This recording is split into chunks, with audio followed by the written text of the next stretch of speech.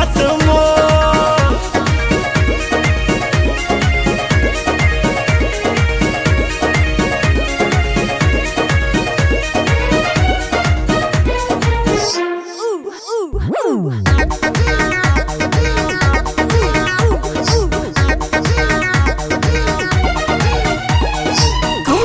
जवनिया बा हमरो बदनिया छुए नाही पहिबा,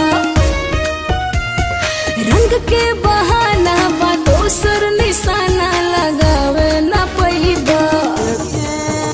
आजू होली के दिन खड़ा करे लुसीन तलवाला ना हो भौजी के बहिन।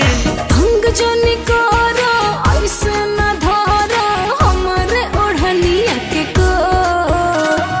भैया के साली घर वाली हमर बन जा, खुल जाई किस्मत मोर। अरे भैया के साली घर वाली हमर बन जा, खुल जाई किस्मत मोर। सच्चो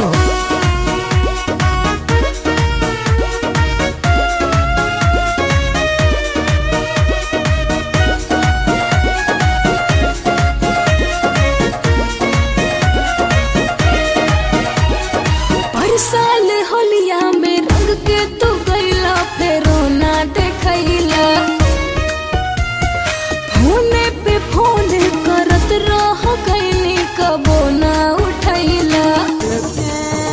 लागल बीजा गईल रहनी दुबई ये जान, बतियावे खातिर हमहू त रही परेशान।